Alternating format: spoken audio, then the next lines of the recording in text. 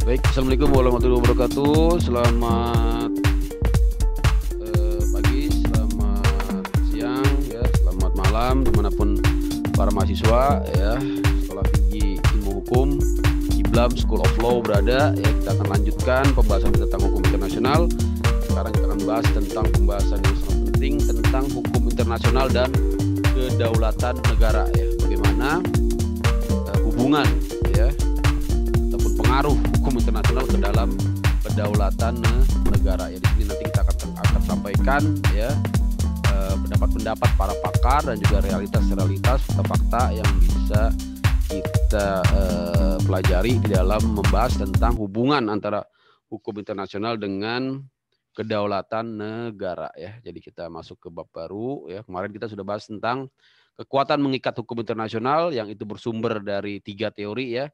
Teori hukum alam yang mengatakan bahwa hukum internasional mengikat karena adanya hukum internasional bersumber dari hukum alam, ya, hukum yang berdasarkan rasio akal, ya, dan bersumber dari kehendak alam, ya, kehendak alami manusia. Kemudian adanya aliran hukum positif, ya, sebaliknya menghendaki kekuatan mengikat bersumber dari semata-mata dari kehendak negara. Dan ketiga, aliran sosiologis juga karena kepentingan, ya, seluruh masyarakat internasional untuk tercapainya kepastian, ketertiban, dan keadilan. Sekarang kita akan masuk ke bahasan berikutnya tentang apa? Kita masuk ke ini aja, ya, halaman baru, ya, yang disebut dengan kedaulatan, ya, hukum internasional, ya, hukum internasional dan kedaulatan, ya. Sebelumnya kita sebentar, ya, ini dulu kita kasih heading, ya, hukum internasional dan kedaulatan. Sebelum saya ingin sampaikan, ya, bahwa jadi di samping adanya banyak skeptisme, ya, ataupun pertanyaan, keraguan terkait dengan hukum internasional, kita juga menyatakan bahwa ada pendapat yang mengatakan bahwa hukum internasional merupakan hukum yang sesungguhnya, yaitu yang disampaikan oleh John Austin, ya. Bukan John Austin. John Austin ini menolak bahwa hukum internasional itu sebagai hukum yang sungguhnya, ya, karena dia menganggap tidak ada badan legislatif, tidak ada polisi, tidak ada jaksa, hanya bersifat sebagai positive morality, ya, hukum internasional itu sebagai positive morality. Nah, ini pendapat ini dibantah, ya, oleh pendapat yang lain karena dianggap bertentangan dengan pandangan hukum secara luas, karena hukum tidak hanya sesuatu yang bersifat positif, tapi juga bersifat kebiasaan tidak tertulis dan juga hukum-hukum yang dibuat oleh praktek-praktek di pengadilan, ya. Nah, pendapat yang lebih mengemuka adalah pendapat dari Oppenheim, ya, dan juga Dickson yang memberikan contoh-contoh, ya, bahwa hukum internasional itu adalah hukum yang sesungguhnya, ya. Pertama, Oppenheim itu menyatakan adanya 3 persyaratan yang sudah dipenuhi oleh hukum internasional untuk dikatakan sebagai hukum yang sesungguhnya, yaitu adanya aturan hukum, ya. Kemudian adanya norma masyarakat, ya, tentunya ini dapat kita sama-sama saksikan, ya. Hukumnya ada dalam bentuk perjanjian, traktat, ya, protokol, ya, dalam bentuk covenant, ya, dalam bentuk agreement, ya, macam-macam, ya, banyak sekali, ya. Dalam bentuk adanya masyarakat, ya, ada masyarakat ASEAN, ya, dalam bentuk regional, masyarakat multilateral, misalnya ASEAN, Australia, New Zealand, ya. Kemudian juga AFTA, ya, Asia Free Trade Agreement, ya, macam-macam, ya, NAFTA, ya, G20, APEC, ya. Kemudian adanya jaminan pelaksanaan. Seperti misalnya kita melihat adanya sanksi-sanksi, ya, dari negara lain seperti embargo, ya, sanksi diplomatik, ya, pemutusan hubungan, kemudian ada sanksi pembalasan, ya, retaliasi, ya, bahkan sampai dengan perang. Tapi memang Oppenheim, ya, menyatakan hukum internasional itu masih bersifat lemah, ya. Dan Dickson menyatakan contoh-contoh bahwa hukum internasional itu adalah hukum yang sungguhnya, yaitu banyak diterapkan oleh pejabat-pejabat, ya, pejabat-pejabat di negara-negara asing, ya, menerapkan misalnya prinsip-prinsip dari bagaimana cara mengambil keputusan, ya, berdasarkan konvensi tentang law on treaty, ya. Kemudian organisasi-organisasi internasional termasuk juga pengadilan-pengadilan nasional juga menggunakan hukum internasional ya diterapkan di dalam hukumnya. Misalnya dalam tax treaty ya digunakan untuk ya para hakim ya ketika menilai ya apakah suatu pemajakan ya berhak atau tidak ya, menggunakan tax treaty ya tentunya kembali kepada tax treaty itu sendiri ya, tidak dan mengesampingkan hukum nasional. Jadi memang eksistensinya terlihat. Kemudian para pelanggar hukum internasional misalnya yang dituduh melakukan agresi, dituduh melanggar kesepakatan ataupun hukum internasional publik ya, justru para pelanggar ini kita lihat tidak menggunakan, tidak berdalil, tidak berargumentasi bahwa mereka melanggar karena tidak ada hukum internasional. Tapi sebaliknya mereka menafsirkan hukum internasional ya.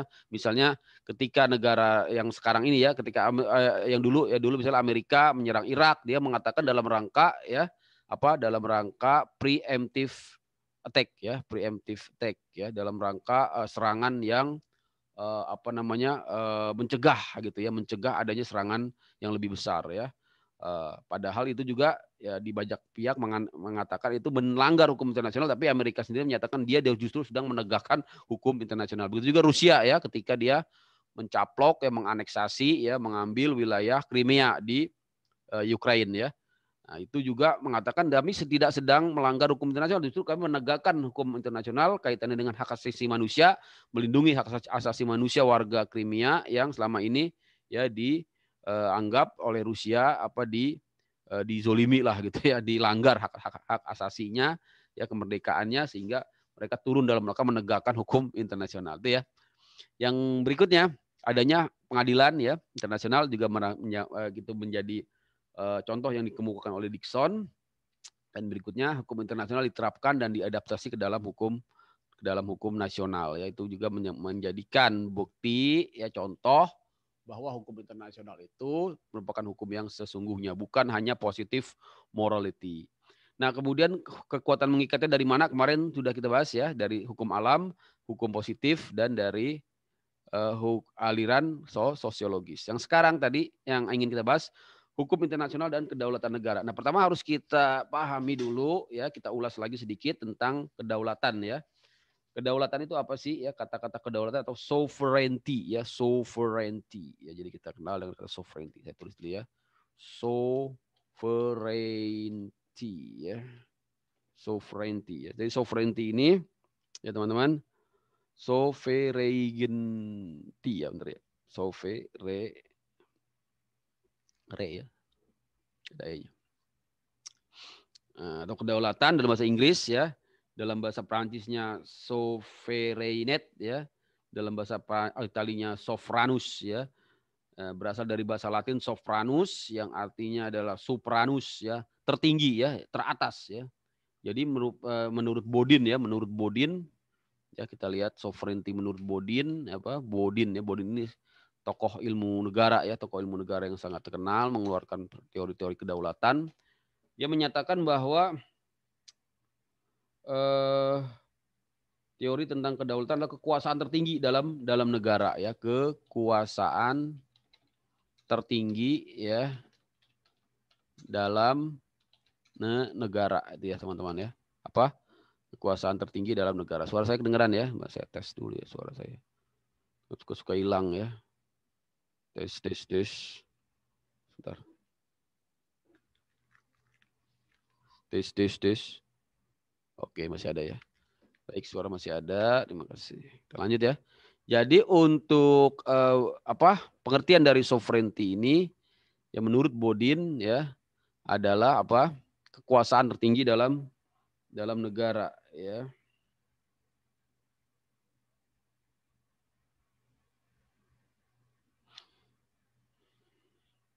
Ajaran tentang kedaulatan yang ditulis oleh Bodin dalam bukunya De Republika ya, diterbitkan tahun 1976, tahun 1576 sangat berpengaruh bagi perkembangan teori kedaulatan ya, dan hubungannya dengan hukum internasional ya. Pendapat Bodin, kedaulatan negara dipahami sebagai sesuatu yang tertinggi tadi ya, yaitu kekuasaan mutlak dan abadi, tidak terbatas dan tidak dapat dibagi-bagi ya. Kekuasaan tertinggi ya, mutlak ya, tidak terbatas ya, tidak terbagi, tidak dapat dibagi-bagi ya, tidak dapat dibagi-bagi. Nah, ini teorinya Bodin ya di masa-masa awal abad-abad ke-15 ya. Tahun berapa Bodin? Tahun 1576 ya. Dia mengarang buku yang berjudul Republika ya, bukunya De Republika ya, De Republika. Nah, ini pendapatnya Bodin ya. Pendapatnya Bodin tentang sovereignty ya. Tentang apa? Tentang sovereignty ya. Ini punya Bodin. Nah, jadi intinya Bodin menganggap bahwa kedaulatan merupakan atribut negara sebagai sifat khas dari negara. Tanpa kedaulatan tidak ada negara, dan kedaulatan adalah kekuasaan mutlak dan abadi dari negara ya. Dalam bukunya yang berjudul Six Book of the Commonwealth yang kemudian diterjemahkan dalam bahasa Inggris, Bodin menyatakan sovereignty is not limited either in power, charge, or strength ya. Jadi Bodin menyatakan bahwa tidak ada kekuatan yang lebih tinggi yang dapat membatasi negara ya. Itu ya. Jadi intinya adalah kekuatan tertinggi, supreme power ya. Disebut juga sebagai apa? Supreme power ya. Supreme power. Lihat teman-teman. Saya agak cepat aja ya karena intinya. Jadi nah kemudian konsep ini ya sedikit berbeda dengan konsep yang lain yang disebut dengan Westphalian system ya. Westphalian system ya. Konsep Westphalian system tahun 1648 mengenal konsep nation state di mana negara memiliki kedaulatan internal dan kedaulatan eksternal ya. Jadi Westphalian pakai ini ya, Westphalian ya. Westphalian system ya. Westphalian system ini membagi kedaulatan menjadi dua ya, yaitu kedaulatan ya internal, kedaulatan ya internal dan eksternal ya. Internal, satu lagi apa? Kedaulatan eksternal ya. Kedaulatan eksternal. Nah, kedaulatan internal artinya adalah negara berdaulat dan memiliki kewenangan eksklusif atas negara wilayah. Ya, bebas dari campur tangan pihak luar ya. Kedaulatan internal ya, di dalam wilayahnya ya. Jadi kedaulatan di dalam wilayah ya, dalam wilayah. Nah, sebaliknya kedaulatan eksternal apa itu? Jadi ini disampaikan oleh Grotius ya, kaitan dengan kedaulatan eksternal, yaitu kedaulatan dalam hubungannya dengan negara lain ya. Hubungannya dengan negara lain ya. Nah, ini lebih lanjut disampaikan oleh Grotius ya. Grotius ini siapa? Ya, orang yang dikenal sebagai Bapak Hukum Internasional ya. Bapak Hukum Internasional ya. Bapak Hukum Internasional ya. Atau Grotius ini meneliti ya tentang kedaulatan eksternal ya, terutama kaitannya dengan hukum internasional ya. Jadi kedaulatan eksternal ini dikenal dengan kemerdekaan dan persamaan derajat ya, menurut Grotius ya. Apa? Kemerdekaan dan persamaan derajat ya. Ya. Jadi dia khusus meneliti tentang kedaulatan eksternal ya. Yaitu adalah kemerdekaan dan persamaan derajat. Nah, berangkat dari pengertian yang disampaikan oleh Grotius ya, dan juga dari di dalam Westphalian system ya. Jadi Westphalian system ini tahun berapa tadi? Tahun 1648 ya, 1648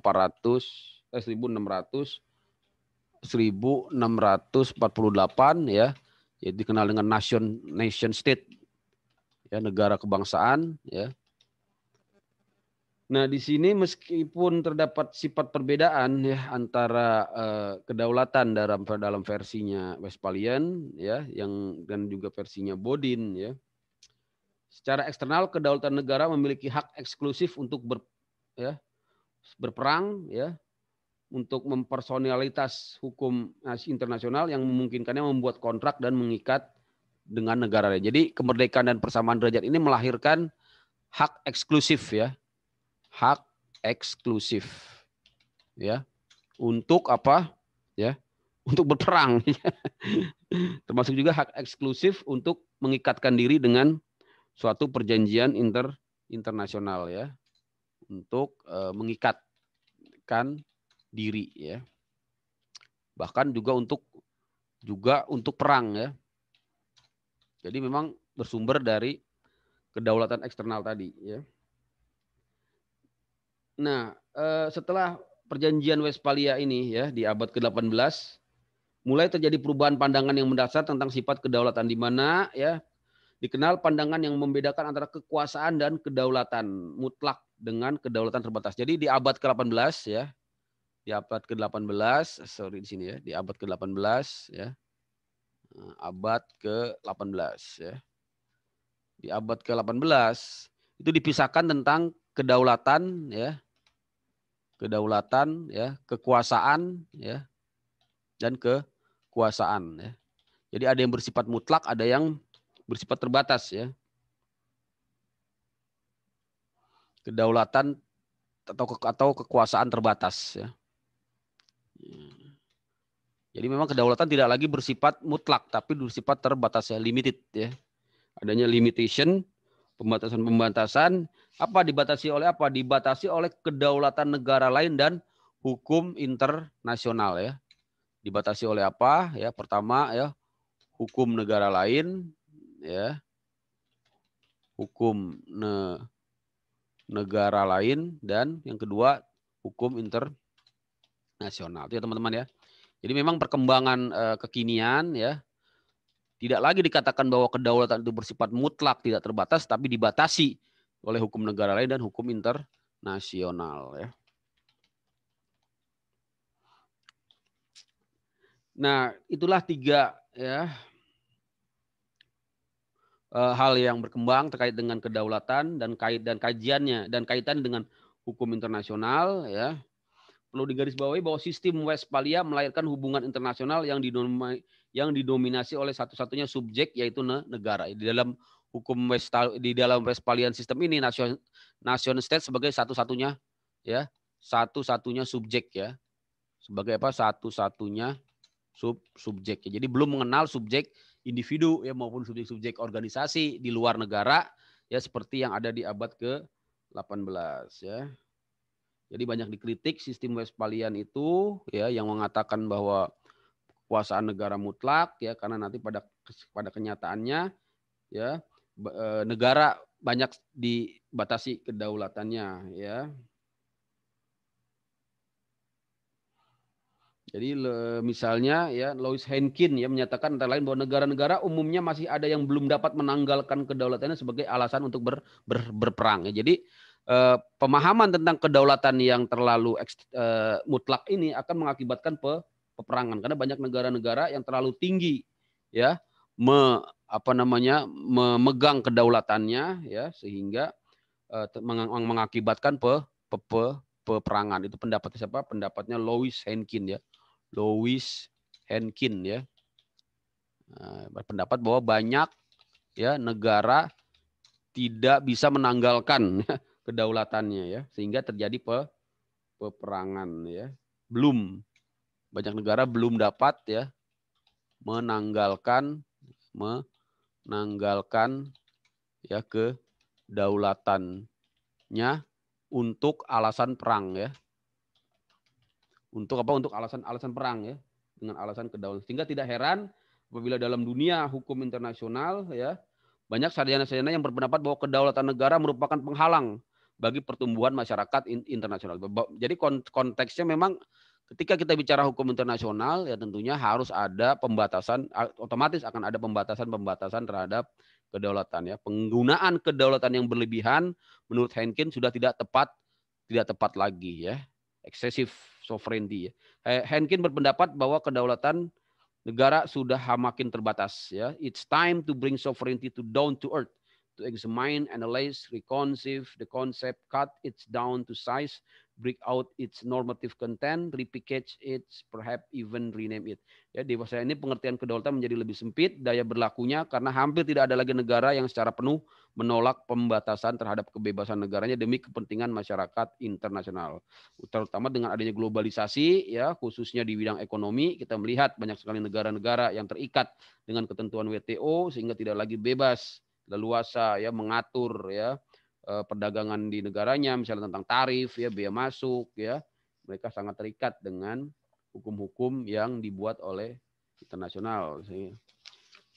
Kemudian masih kaitannya dengan kedaulatan, ya terutama kedaulatan ekonomi ini, menurut Huala Adolf, ya Profesor Huala Adolf adalah kekuasaan tertinggi negara mengatur kebijakan ekonomi. Ya, menurut Arif Kureis, kedaulatan ekonomi adalah seluruh kekuasaan ekonomi, ya kekuasaan ekonomi negara lebih banyak berkenaan dengan kekuasaan negara terhadap kekayaan alam, sistem ekonomi dan aturan-aturan perjanjian dalam hubungan ekonomi internasional. Sedangkan persamaan status berkaitan erat dengan persamaan kemerdekaan. Ya, jadi inilah ya.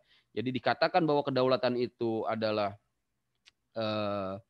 mutlak ya sekarang sudah tidak lagi, tapi dapat juga dikatakan bahwa yang dimaksud dengan kedaulatan itu tidak lain adalah merupakan persamaan kedudukan. Jadi ketika suatu negara ya sengaja ya, untuk mengikatkan diri pada suatu perjanjian bukan berarti kedaulatannya menjadi hilang, tapi justru dia menjadi berdaulat ya, dia menjadi berdaulat dengan masuknya ke dalam tunduknya suatu negara ya ke dalam pergaulan internasional, justru itu menunjukkan ya kedaulatan dari negara itu ya. Itulah pendapat yang dapat kita sampaikan ya di dalam apa namanya pembahasan terkait dengan kedaulatan dengan hukum internasional ya. Jadi setiap perjanjian yang membatasi yurisdiksi dan kewenangan suatu negara adalah demi mencapai tujuan bersama ya. Jadi kesimpulan itu ya. Jadi kesimpulannya ya berangkat dari pendapatnya Lowenham ya. Tadi ya kaitannya dengan sovereignty ini kita harus pahami ya. Enggak usah lah. Jadi intinya apa tadi?